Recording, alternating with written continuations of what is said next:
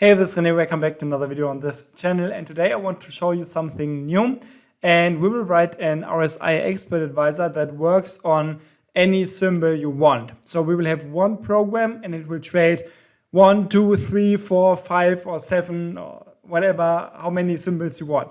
So I think we will split this in two parts. So in the first part, starting right now, I will show you how to write a simple and easy RSI strategy.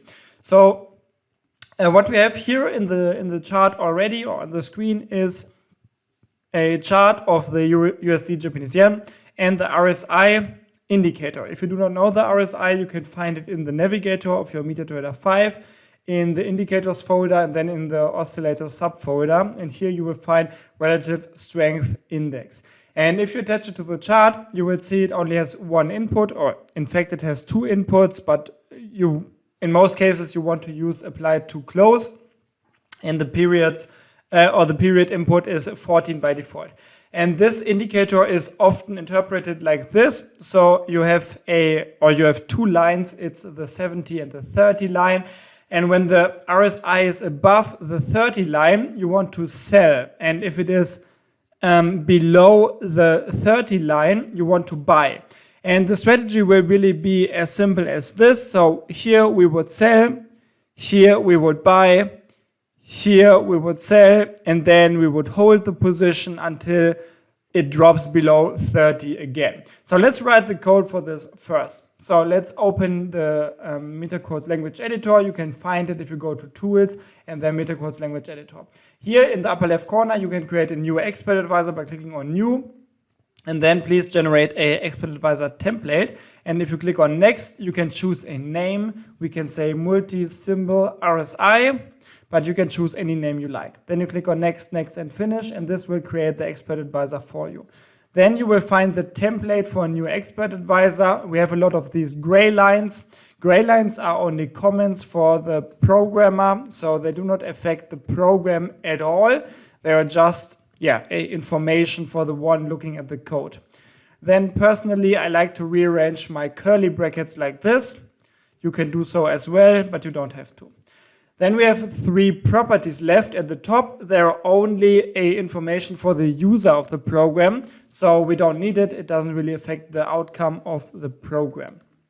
So now we have three functions left. We have a onInit, onDinit, and a onTick function. These functions are so-called event handling functions, so they will be called or executed when there's a specific event in the chart. So if I now have this multi-symbol RSI program, and if I click on compile here, it will take the text file here and turn it into an executable. And this one can be found in the MetaTrader. So if you go back to your MetaTrader, and if you then go to the navigator again, and this time open the expert advisors folder here, you can go to RSI or multi-symbol RSI and drag and drop it on the chart. And now it's running in the upper right corner. And whenever an expert advisor is active like this it is visible in the upper right corner, whenever there's a specific event, like an initialization event, when the EA is attached to the chart, for example, or when a new time frame is loaded, it will automatically call the onInit function. Also, if the program is removed or the time frame is about to change, it will call the onDinit function. And whenever there's a tick in the chart, so when there's a price move, it will automatically call the onTick function for the expert advisor that is attached to this specific chart. So this is how we can use these event handling functions. So what we want to do is we want to add our code inside of the body of these functions. And the body of the function is always wrapped by these curly brackets. So let's make sure we now calculate the indicator value. So let's do this first, like in a really simple way for this RSI on this chart here. When we work with indicators in the MetaTrader 5, we need a handle for this. And we will just create a simple handle by creating this global variable or declaring this global variable.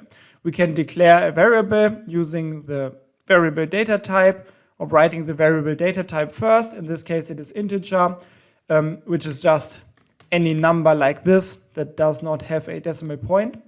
And then we have a name. This is handle RSI, but you could choose any name like Peter Pan or Bob or Mary. It doesn't really matter. It's just, it should be a name that describes the value that shall be stored in this variable. But technically, you can choose any name. And then we have the semicolon to end the line. So now the program knows that we want this integer variable named RSI, or that we need this variable.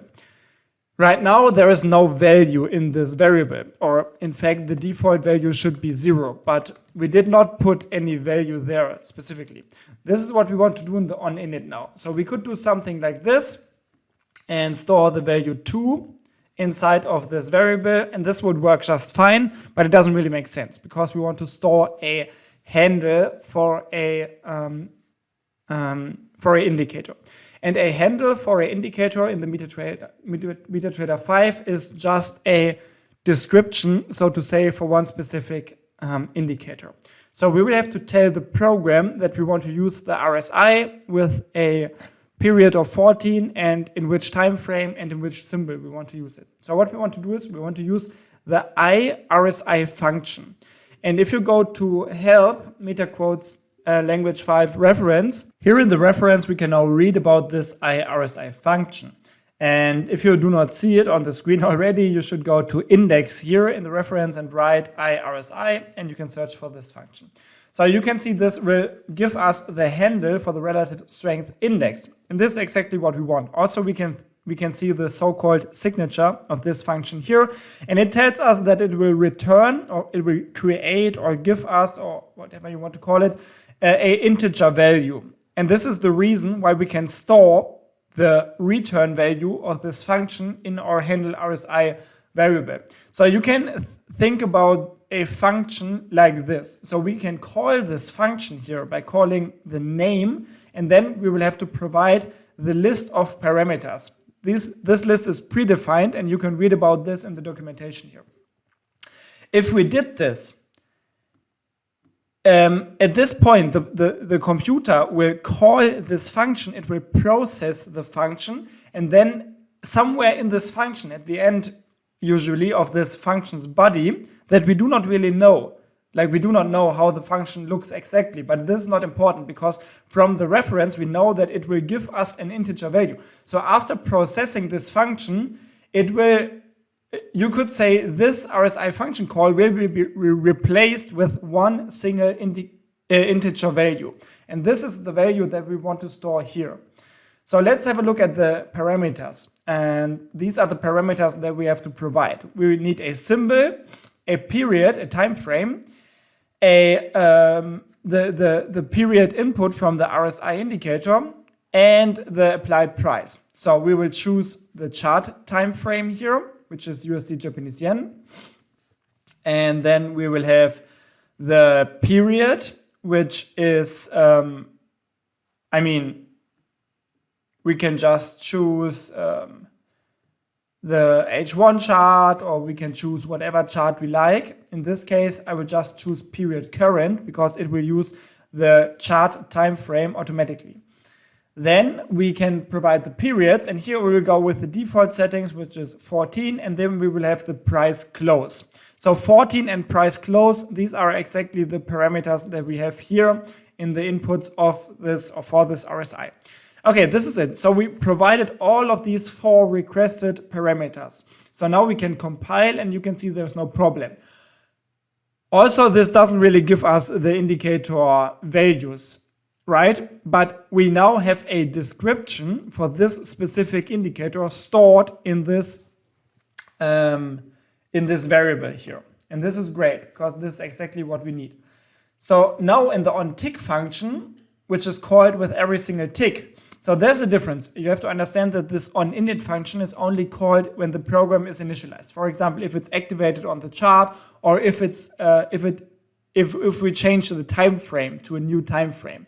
In this case, we call the onInit function, or it is automatically called, and we will do this operation.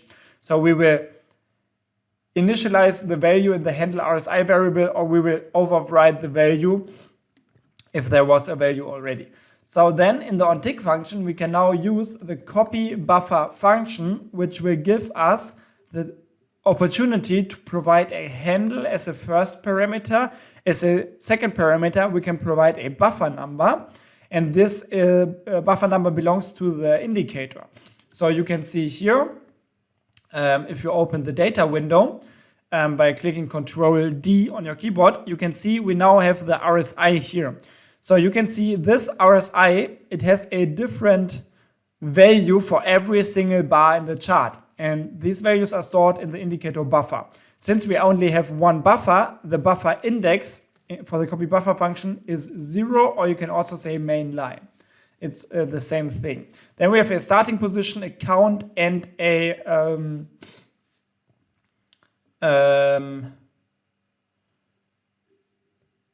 starting position, a count, and a array. So the starting position here will be 1. The count is also 1 because we want to get the value from, not from the current bar, but from the last bar. And the current bar would be index 0. This would be 1. This would be 2, 3, 4, 5. So this is how you can define the starting point. And we want the last bar, so we will provide 1 as a starting point. Also, we only want one value, so we will choose 1 here.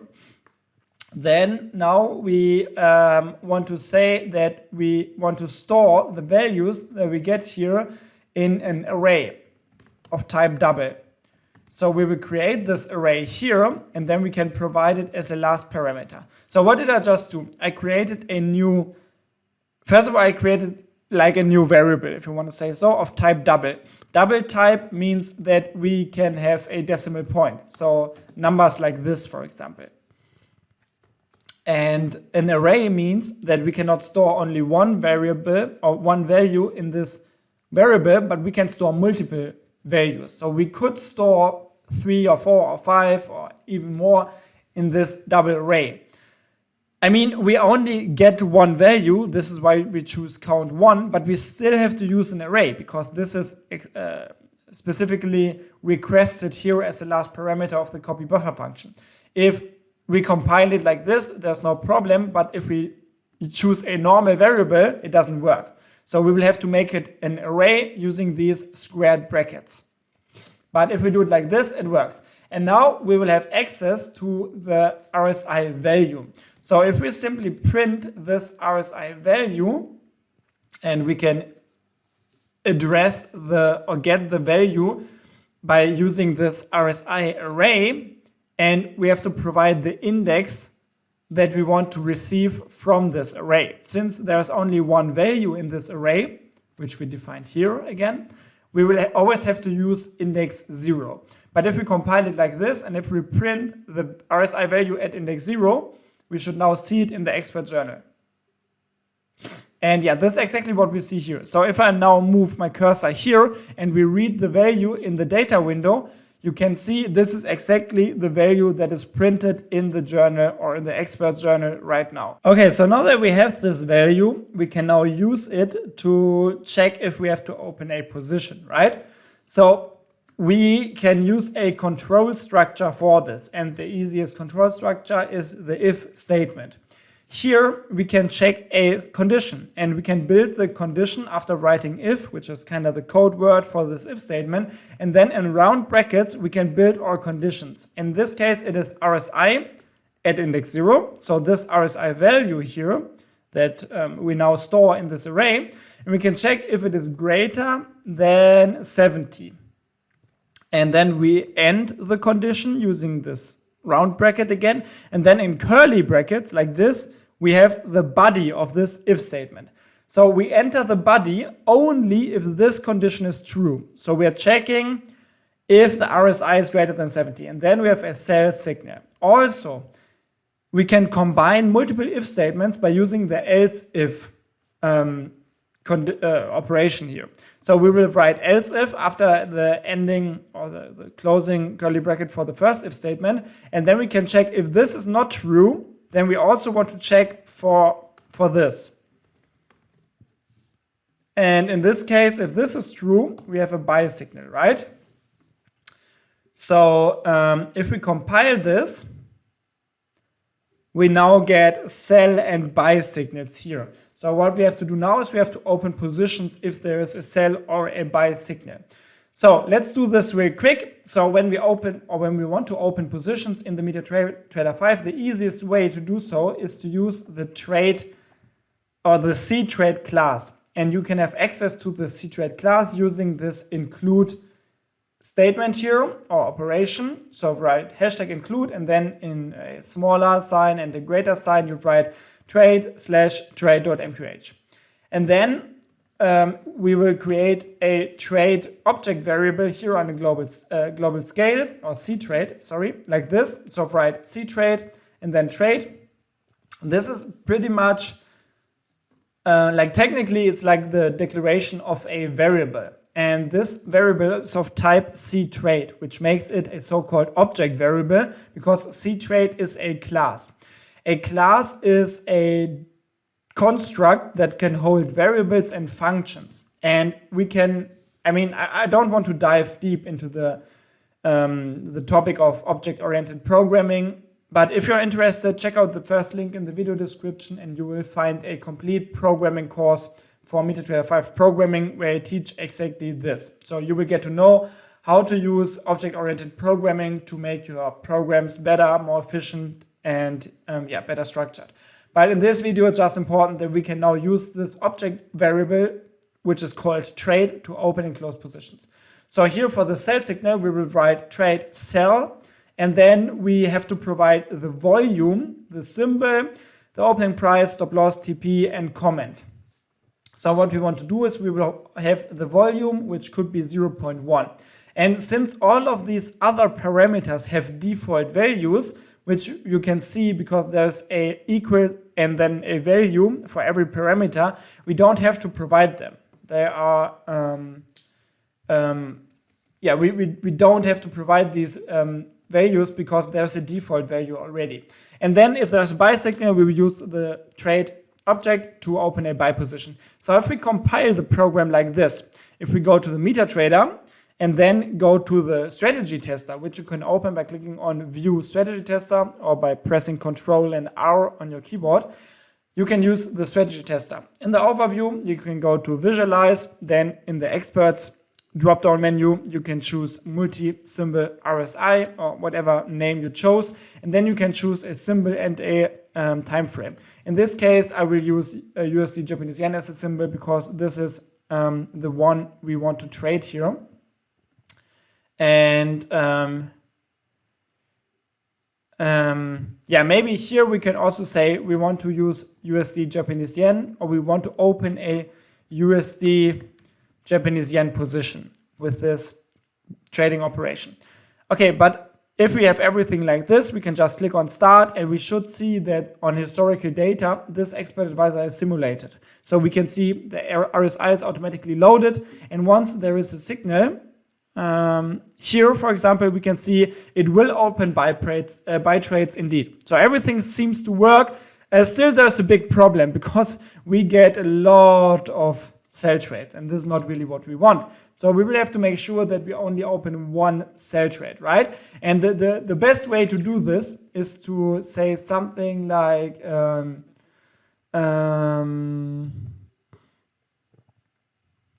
we want to check this only once per bar, maybe. So let's say we create another variable here, which is called bars total, which is a global variable. And then we will create one more variable. This is a different variable here in the onTick function, which is called bars. And we will say ibars, which is a function that will give us the total number of bars in a specified chart. And here we want to say symbol name could be USD Japanese yen again. And then we have the period current time frame, which is the current chart time frame. And here we want to check if bars total, this is an if statement again, if the value in the bars total variable is smaller than the bars variable or the value in the bars variable, then we want to update the bars total variable and we want to do all of this. So we will take everything here, and I will move the rest to the right with the tabulator button on my keyboard. Here you can see we will now only process this piece of code when there's a new bar in the chart. And you might ask yourself, why do we declare this bars variable here and the bars total variable here? This is because the bars total variable has to be a global variable. So it will stay alive for the whole runtime of the program, and the value does not change or is not resetted if the onTick function terminates. This bars variable though, it only lives in the body of this if state onTick function. So if the onTick function is processed for this tick, then the bars variable will be deleted and erased from the memory of your PC. This is different when you compare global variables to local variables like this. So if we compile the program again, and if we run the same program, you will now see that we do not open multiple or many positions when there's a sell signal. So let's check this out. Let's wait for the first signal. There it is. We open a sell position, and here we open a buy position. But still, it's not perfect, because you can see there are multiple buy positions. So this is a big problem, because we will have to check before we open a position if we have buy positions already, and what's going on with this sell position. We will have to close it before we open a buy position, right? So what we want to do here is we want to check, like, before we do this stuff, we want to first of all create a loop that trades or that loops through all the positions in the chart and checks if we already have a buy or sell position. So what we can do is we can say for int e is equal to positions total -1, I is greater or equal to 0, I minus minus, and then like this. And this is super complicated and this is super confusing, so I will explain this line for you. So we will use another control structure, which is a loop this time. And this specific one is a for loop. So a for loop is indicated using this for keyword. And then you have in round brackets 3 different parts. The first one is, I think it's called precondition, or pre-operation or initialization of the loop. So when the for loop is reached in the code, the program will create or will execute whatever is written here before the first semicolon. So in this case, we will create an integer variable which is called I. This is the name, and it will get the initial value of positions total -1. And positions total will give us the total number of open positions in this account that we are logged in right now. So if we have 1 position, I would be initialized with 0. If we have 5 positions, I would be initialized with 4. Then we have the main condition in this for loop, which is between the first semicolon and the second semicolon. And this main condition, it is checked before every execution of the body of this for loop. So after the initialization here, we then check this condition. So if I is greater or equal 0, we will go here. This is the body of the loop. And this is executed after checking the condition. And only if the condition is true, of course. So we will do whatever is here, and whatever is written here, do this. And then after this is processed, we will do this after the last semicolon. So there could be another operation, and in this case, we will say I is I minus minus, which is the same as writing I is equal to I minus 1. So this would be the same, but I minus minus is just a shorter form. So if you see this somewhere, you know it's just subtracting I or subtracting 1 from I. And then after doing this, we will immediately check the condition again. But this time I is decreased by 1 already. So at some point, I will be smaller than 0. And this is the point when we leave the for loop. But until this happened, we will process the body of the for loop multiple times. So what we want to do here is we want to get the position ticket for the position get ticket at index I. So we will call this position get ticket function, and what this function does is it will go and check if there is a position at index I, and then it will select this position for further processing. So when we only have one position in the account, it has index 0. If we have two positions, it will have index 0 and index 1, and so on and so on. So every position has its own index. Counting starts at 0 and it will go up, as long as you have more positions in the account. So with this loop, we will loop through every single position in the account, and we will get the position ticket for every single position. And then we also have this position selected, which means we can check if position get integer, position type is equal to position type by. So we can check if the currently selected position has the position type by, which means that if it is a buy position. In this case, we want to what do we want to do? We want to say if RSI 0 is, or we can, let's create another variable here, which is a Boolean variable. And a Boolean variable can only be true or false. So here we want to check for the signals. So we want to check if RSI is if there's a buy signal or if there's a sell signal. And you can do it like this. So it will now hold the value true or false, and you can use these values as a condition right away, because it is enough to build a complete condition. So we can check if is RSI sell. And in this case, we simply want to close this position, right? So we want to say trade, position close, and then we can provide the position ticket and close this position that we just found.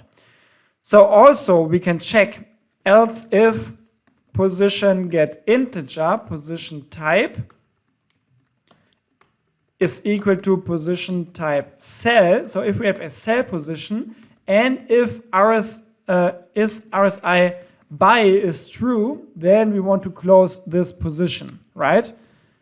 So this will help us to turn around the positions. Also, we can exchange this and write is RSI sell, and here we can write is RSI buy, because we checked this before already. So now what we also want to do is we want to check if we have a buy position, and if it is not a, if we have a buy position, then we want to say is RSI buy is false. This will help us to make this false and to not open another position if we already have a existing buy position, right? Same thing for the sell side. So if we do it like this, we don't need this information anymore, I think. We can now run the program again. And this for loop will help us to close the opposite position, and will also help us to only open one position at a time. So let's run the program again. And here we should now see there's the first sell position, and then it is turned around into a buy position as soon as there's a new signal.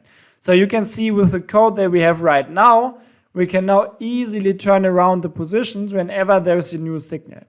And I think this is working really great so far. And you can see sometimes we make profit, sometimes we lose. But what we see here really clearly is that the program is doing its job. So the program is doing just fine, which is really great.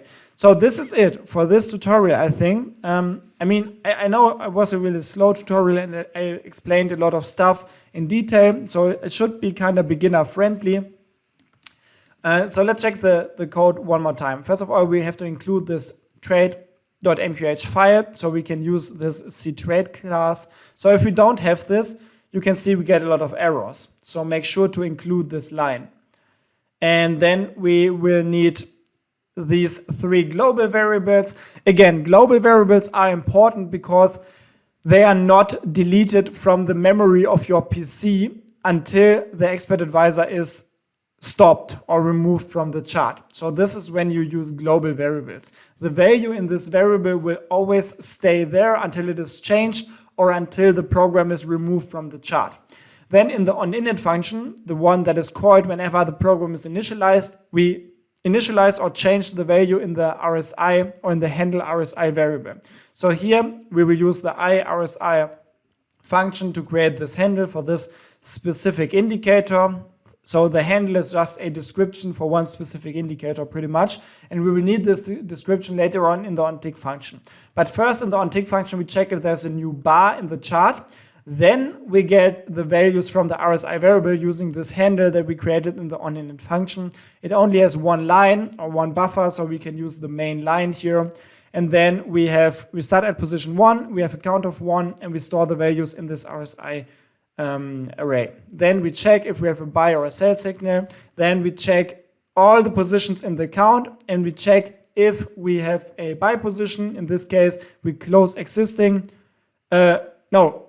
If we have a buy position, we check if there's a sell signal. If there is a sell signal, we close this position. And if we have a buy position, then we want to turn the position, the is RSI buy variable to false. So we don't open multiple buy positions at the same time. Same for the sell position. If we have a sell position, we want to check if there's a buy signal. If there's a buy signal, we close this sell position and we say is RSI sell is false, so we don't open multiple sell positions. Then we just check for the signals, and if there's a signal, then we open a new position. So this is like the easiest possible program, or a really easy program that you can use to trade the RSI indicator for a specific symbol.